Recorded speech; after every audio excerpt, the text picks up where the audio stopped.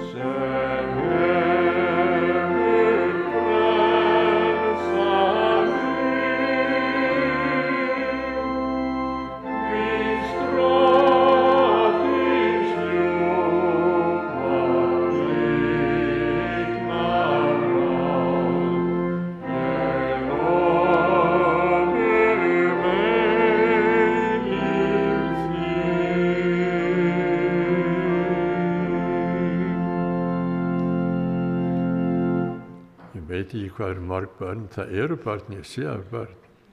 Svo hann Harry ætlar að segja okkur barnasögu.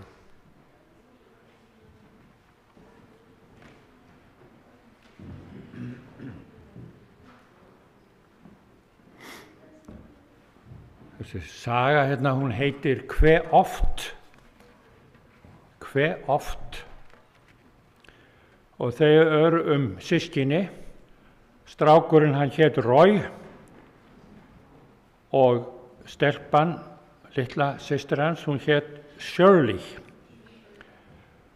Og þennan dag hérna þá var Roy, hann var fogvondur, hann var reiður.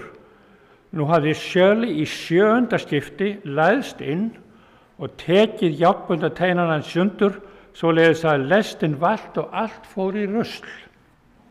Shirley, slæma stelpa, hrópaði hann og hljóp á eftir litlu systur sinn sem þaut eins og elding út í eldhús og faldi sig bak við mömmu. Bíddu bara þangað til ég næ í þig, ég þolið ekki lengur, sagði Roy. Mamma, hrópaði Roy, Þessi hræðilega stelpa hefur eyðilagt járnbrautarteinana mína 7 sinnum í dag og nú ætla ég að ná mig niður á henni. Ég þoli þetta ekki lengur. Ég gerði það óviljandi, sagði Shirley sem stóð fyrir aftan mömmu sína. Óviljandi, fnæsti Roy. Það passar ekki, þú gerði það með vilja hvert einasta skipti. Þú segir alltaf óviljandi, óviljandi. Nú skal ég sjá að þú gerir það ekki aftur. Ekki þegar ég er búin að ná mér niður á þér.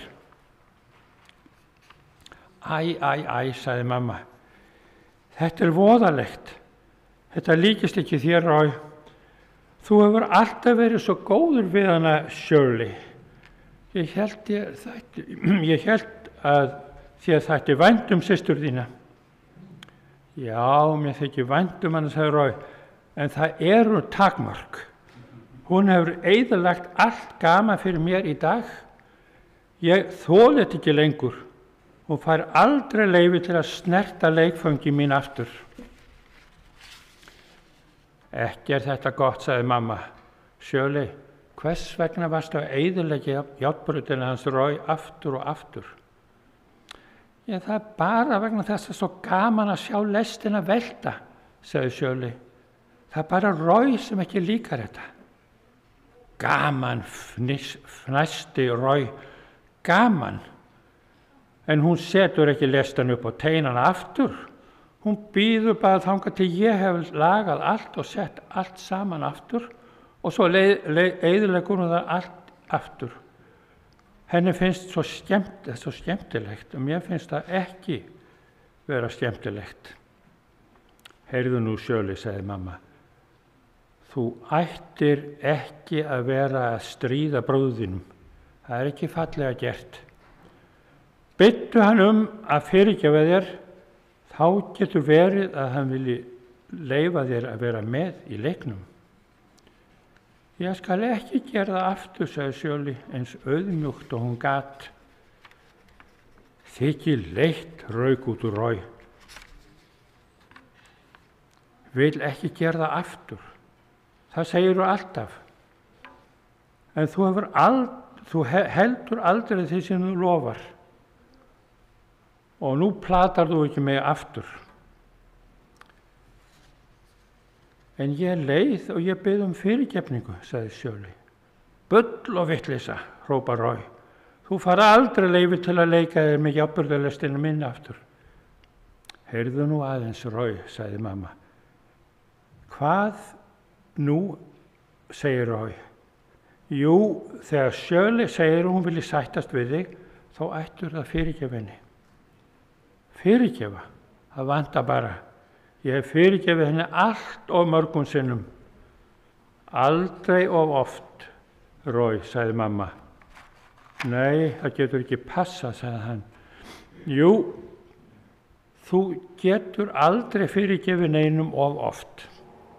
Það stendur nefnilega í Biblíunni þegar Pétur kom til Jesú og spurði, Drottinn, hve oft á ég að fyrirgefa bróður mínum? Svo sem 7 sinnum? Jesús svaraði, ekki segi ég þér 7 sinnum, heldur 70 sinnum. Á ég virkilega að leyfa henni að velta lest minni 77 sinnum og fyrirgefa henni í hvert skipti? Já, segir mamma, en það er ekki bara 77, nei, hann segir 70 sinnum 7. Getur þú reiknað það út hvað það er mikið? Býtu við 7 sinnum 7, það er 49, svo þetta verður 490 sinnum. Það er allt of mikið. Nei, segir mamma, sönn ást þekkir engin takmörk. Engin takmörk fyrirgefninga. Ef við elskum einhvern, þá höldum við áfram að fyrirgefa og fyrirgefa. Þýðir það að ég verð að þola að hún velti lestinni minni 490 sinnum? Spurði Roy. Það er óhugsandi. Það er merkilega við fyrirgefningu, sagði mamma, að þegar Sjöli sér að þú fyrirgefur henni, þá mun elska þig meira og þess vegna hættur hún að stríða þér og skemma fyrir þér. Er það ekki satt, Sjöli? Jú, sagði Sjöli bak við pilsið mömmu. Ef hann fyrirgefur mér, þá lofa ég að gera það ekki aftur. Já, sagði mamma. Sagði ég það ekki? Og ég fékk hugmynd. Ef þið skrifið á lista í hvert skipti sem þið fyrirgefið hinum, að það sjáu þið hver fyrst kemst upp á 490 sinnum. Ég fyrirgaf honum þegar hann togaði hárið á mér daginn, segir Sjöli. Já, sagði mamma. Þá getið þið strikað út þegar Roy varð að fyrirgefa þér. En ef við gerum það, þá komumst við aldrei upp á 490, sagði Roy. Það er nefnilega rétt, sagði mamma. Við komumst aldrei þangað. Og Jesús vissi þetta, auðvitað, þegar hann sagði, heldur 70 sinnum 7. Áform hans var að við skyldum halda áfram að elska og fyrirgefa hvert öðru, hvern dag, hverja viku, hvert ár, allt lífið. Við eigum aldrei að halda að við getum hætt að fyrirgefa eins og við aldrei getum hætt að elska. Skiljið þið það? Já, ég skil, sagði Roy. Ég nenni ekki að vera með þennan lista. Það reiknaði ég heldur ekki með þú myndir gera, sagði mamma brósandi. Ókei, sagði Roy. Ég held að ég verða að fyrirgefa þér enn einu sinni, Sjöli. Það verður í 7. sinn í dag og þá eru 483 sinnum eftir. Komdu nú með mér að leika með jafnburðalistina. Sjöli hoppaði úr fjölustafnum og systkinin hlöpu brosandi hönd í hönd inn í leikstofuna. Andi fyrirgefningarinnar hafði enn einu sinni sýnt fegurðarverk sitt. Svoleiðis var sú saga. Á ég að halda áfram? Já, predikunin sem ég ætla að halda í dag, ég var með hann á Selfossi síðasta hvíldardag. Hún heitir Hver er mestur? Og ég byrja með tilvitnun í Matteus 18, fyrstu 5 versin. Þetta leyti komu lærisveinarnir til Jesú og spurðu, hver er mestur í himnaríki? Jesús kallaði til sín lítið barn, setti það með þeirra og sagði, sannlega segi yður, þér komist aldrei í himnaríki nema þér snúi við og verðið eins og börn. Hver sem auðmýkir sig og verður eins og þetta barn, sá er mestur í himnaríki. Hver sem tekur við einu slíku barni í mínu nafni tekur við mér. Hvað segir Jesús hér? Er þetta alvara? Eigum við að vera eða eigum við að verða barnaleg? Var ekki það sem var vandamálið hjá lærisveinum hans? Voru þeir ekki einmitt að rífast eins og krakkar hver þeirra væri mestur? Rífast hver þeirra fengi að setja Jesú til hægri og til vinstri handar í ríki hans. Var það ekki þess vegna að lærisveinarnir 9 sem voru eftir þegar að Jesús fór upp á fjallið með 3 af þeim? Var það ekki þess vegna að þeir ekki gátu læknað drenginn fárveika af flogaveiki og illum anda á meðan Jesús var með Pétri og Jóhannes og Jakobi á ummyndunarfjallinu. Og ég ætla að lesa hérna frásögnina í Markúsarguðspjalli 9. kafla, 14-19. Frásögnina hvað gerðist þegar Jesús og nánustu lærisveinar hans 3 komu ofan af fjallinu. Þegar þeir komu til lærisveinanna sáu þeir mannfjölda mikinn kringum hann og fræðimenn að þrátta við þá. En leið og fólkið sá Jesú sló þegar felmtri á menn og þeir hlupu til og heilsuðu honum. Hann spurði þá, hvað eru þið að þrátta við þá? En einn úr mannfjöldanum svaraði honum, Meistari, ég færði til þinn son minn sem haldinn illum anda, svo að hann getur ekki talað. Hvar sem andinn grípur hann, slengir hann honum flötum, hann froðufellir, gnistir tönnum og stirðnar upp. Ég bað lærisveina þínum að reka hann út, en þeir gátu það ekki. Jesús svarar þeim, þú vantrúa kynslóð, hversu lengi á ég að umbera ykkur? Færið hann til mín. Þeir færðu hann þá til Jesú, en leið og andinn sá hann, teygði hann drenginn ákaflega. Hann féll til jarðar, veltist og froðufeldi. Jesús spurði þá föður hans, hve lengi hefur honum liðið svo? Faðirinn sagði, frá bensku, og oft hefur illi andinn kastað honum bæði í eld og vatn til að fyrirfara honum. En ef þú getur nokkuð, þá sjá aumur á okkur og hjálpa okkur, sagði faðirinn. Jesús sagði við hann, ef þú getur, allt getur sá sem trúir. Jafnskjótt hrópaði faðir sveinsins, ég trúi, hjálpa þú vantrú minni. Nú sér Jesús að mannfjöldinn þyrpist að. Þá hastar hann á óhreina andan og segir, þú daufdumbi andi, ég býð þér, far út af honum og kom aldrei framar í hann.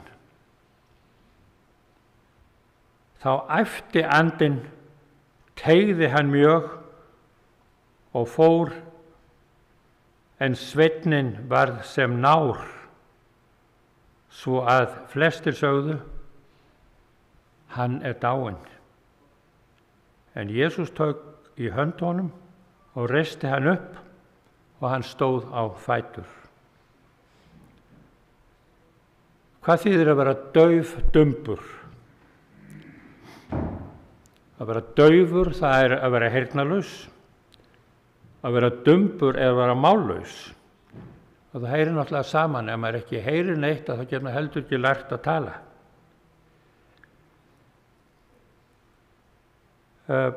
Þegar Jesús var kominn inn og orðinn einn með lærisveinum sínum, spurðu þeir hann, hvers vegna gátu við ekki rekið hann út?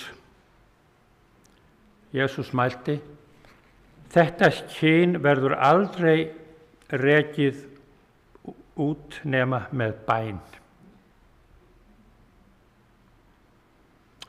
Spurningi var, þegar Jesús segir að fólkið ætti að líkjast barni, hvað meinti hann með því? Vildi Jesús að við séum barnaleg og að við séum óvitar? Nei, þvert á móti þá vill hann að við séum barnsleg, ekki barnaleg, heldur barnsleg. Og það mikill munur á því, þó að það sé einungis einum bókstaf sem breytt. Jesús sagði, hver sem auðmýkir sjálfan sig, eins og barn þetta, er mestur í himnaríki. Jesús hann leitar að barnslegri auðmýkt í fari okkar. Hann vil gefa okkur barnslegt sakleysi. Hann vil gefa okkur barnslegan kærleika. Hann vil gefa okkur barnslegt trúartraust. Þeir sem eigi börn, þeir veiti hvernig það er. Hvert leita barnið þegar eitthvað bjátar á. Þegar það hræðist, þegar dettur og meiðir sig, vantar eitthvað eða bara leiðist. Þá er gott að hafa mömmu eða pappa nálægt. Og Jesús hann notar hina lífsnauðsynlegu foreldratengingu barnsins sem fyrirmynd fyrir samband okkar við Guð. Hann segir í Mattheus 11. kafla: Takið á yður mitt ok og lærið af mér, því að ég er hógvær og af hjarta lítillátur, og þá munið ég fylla hvíld sálum yðar, því að mitt ok er ljúft og byrði mín létt. Jesús kenndi okkur í Mattheusar Guðspjalli 7. kaflanum, þar er Faðir vor í 9. til 13. versi. Hann bað okkur að biðja Guð að fyrirgefa okkur vorar skuldir, svo sem vér og fyrirgefum vorum skuldunautum. Og svo bætir hann við í lok bænarinnar: Ef þér fyrirgefið mönnum misgjörði þeirra, þá mun og Faðir yðar himnaskur fyrirgefa yður. En ef þér fyrirgefið ekki öðrum, mun Faðir yðar ekki heldur fyrirgefa misgjörðir yðar. Jesús hann gat verið mjög róttækur í boðskap sínum. Til dæmis í fjallræðunni, þar sem hann segir: Sértu því að færa fórn þína á altarið og minnist þess þar að bróðir þinn hefur eitthvað á móti þér, þá skaltu skilja eftir gjöf þína fyrir framan altarið, fara fyrst og sættast við bróður þinn og koma síðan og færa fórn þína. Það er ekki nóg að ég í huga mínum hafi ákveðið að fyrirgefa, ákveðið að gleyma. Nei, ég verð að fara og sættast við mótstöðumann minn. Sáttin er mikilvægari en fórnin. Það er ekki nóg að ég fyrirgefi, viðkomandi verður líka að fyrirgefa mér. Jesús segir í Lúkas 17 fyrirgefningu: Haf gát á sjálfum yðar. Ef bróður þinn syndgar, þá ávíta hann, og ef hann sér að sér, þá fyrirgefu honum. En þótt hann misgeri við þig 7 sinnum á dag og snúi 7 sinnum aftur til þín og segi: Ég iðrast, þá skaltu fyrirgefa honum. Hvað segir þið? 7 sinnum sama dag. Er það virkilega nauðsynlegt? Í Mattheus 18. kafla kemur Jesús með dæmisöguna ósáttfúsa þjóninn, eftir að Pétur hafði spurt: Hve oft á ég að fyrirgefa? Þá gekk Pétur til hans og spurði: Drottinn, hve oft á ég að fyrirgefa bróður mínum ef hann misgeri við mig? Svo sem 7 sinnum. Jesús svaraði: ekki segi ég þér 7 sinnum, heldur 70 sinnum 7. Og svo kemur dæmisagan, því að líkt himnaríki og konung sem vildi láta þjóna sína gera skil. Hann hóf reikningsskilin og var færður til hans maður skuldaði 10.000 talentur. Sá gat ekkert borgað og bauð konungur þá að hann skyldi seldur ásamt konu og börnum og öllu sem hann átti til lúkingar skuldinni. Þá féll þjónninn til fótunum og sagði: haf biðlund við mig og ég mun borga þér allt. En herra þjónsins kenndi í brjóst hann, lét hann lausan og gaf honum upp skuldina. Þegar þjónn þessi kom út, hitti hann einn samþjón sinn sem skuldaði honum 100 denara. Hann greip hann, tók fyrir kverkarunum og sagði: borga það sem þú skuldar. Samþjónn hans féll þá til fótunum og bað hann: haf biðlund við mig og ég mun borga þér. En hann vildi það ekki, heldur fór og lét varpa honum í fangelsi, uns hann hefði borgað skuldina.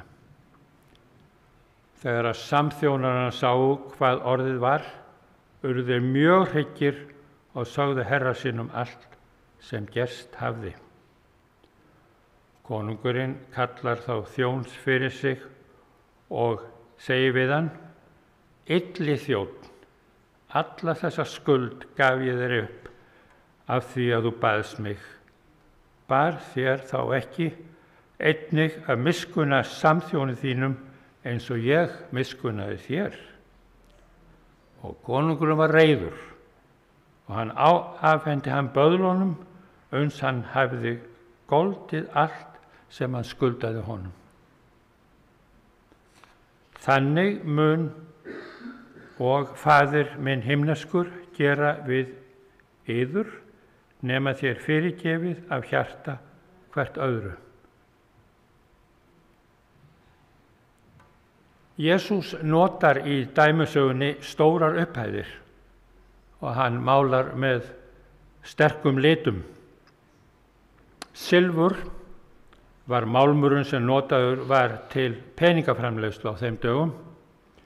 1 denar vó 8 grömm og það voru dagslaun verkamannsins. 100 denarar hafa þá vegið 800 grömm. 1 talenta vó 30 kíló og 10.000 sinnum 30, hvað það? Það 300.000. Það eru 30 tonn. Silfurverðið í dag cirka 100.000 krónur á kílóið. Svo skuld þjónsins, fyrsta þjónsins, með 10.000 talentur, hann var með 375.000 sinnum stærri skuld en skuld samþjóns hans. Sá fyrsti, hann skuldaði 30 milljarða og hinn bara 80.000 krónur. Hve oft átti Pétur að fyrirgefa bróður sínum? Ekki bara 7 sinnum, nei 70 sinnum 7.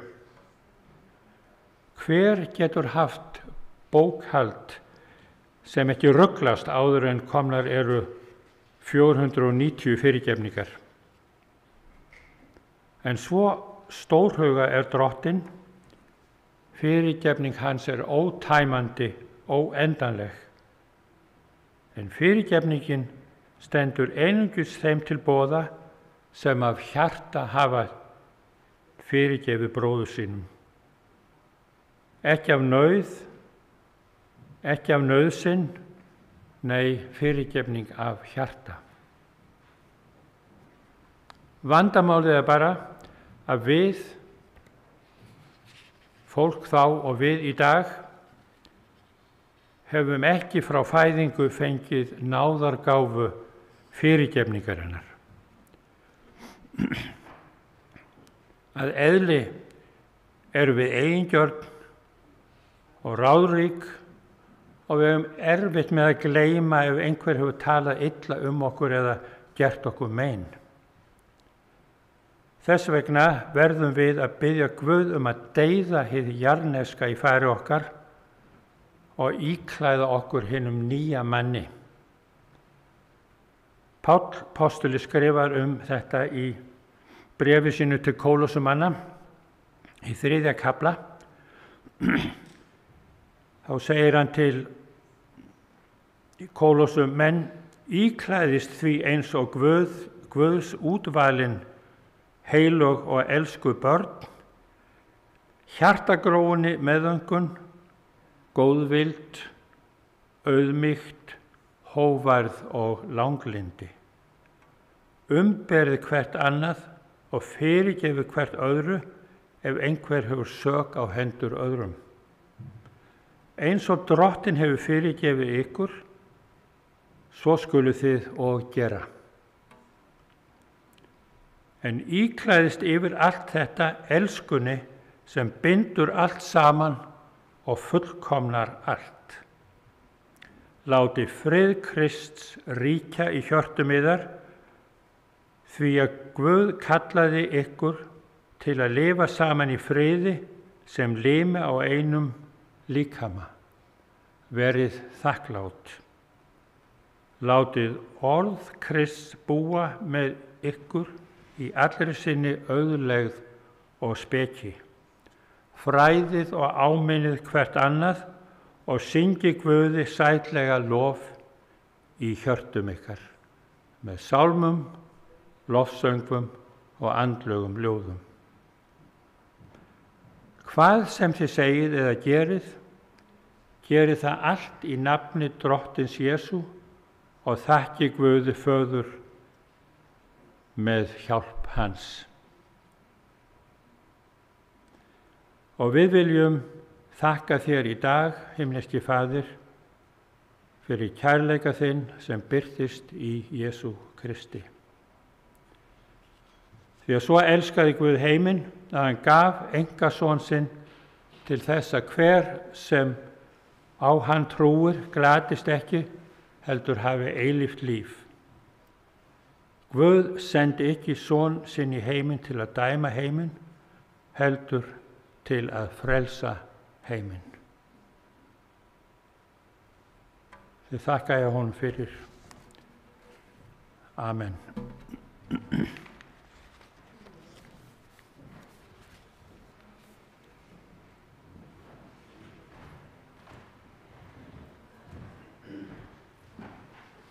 Hjartans þakkir fyrir þau orð. En við ætlum að syngja lokasálm. Jesú Kristi er kært að fylgja. Sálmur númer 401.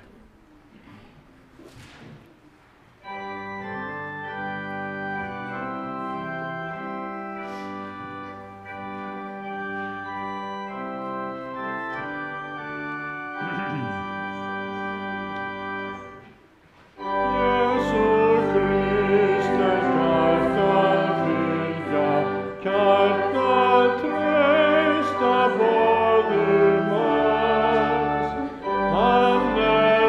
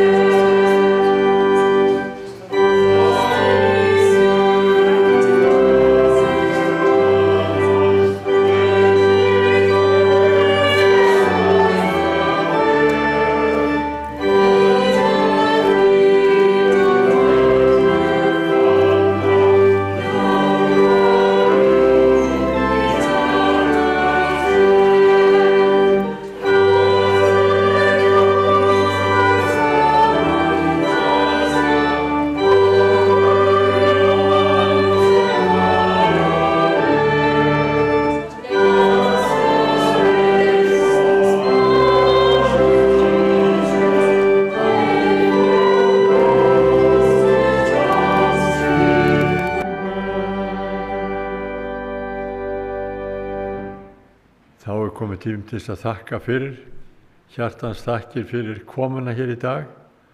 Gott að sjá svona marga og yndislegt að hlusta á ykkur syngja.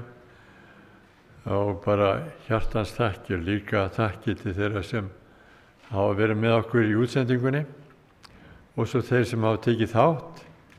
Harry, takk fyrir góða predikun og Harpa hefur þýtt fyrir okkur og Dexter er búin að vera með útsendinguna. Sandra, hjartans þakkir fyrir undirleikinn. Það er gott að vera með ykkur öllum. Og nú ætlar hann Harry að hafa fyrir okkur blessunarorðin.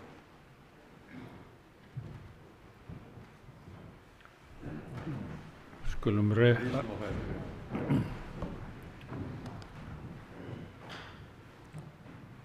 Drottinn blessi þig og varðveiti þig.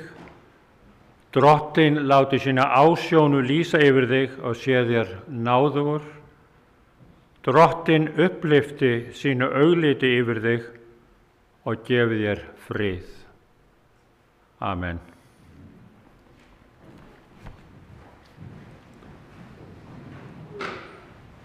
Svo ætlum við að bjóða ykkur hér inn í safnaðarheimilið eftir til þess að fá smá líkamlega næringu. Takk fyrir.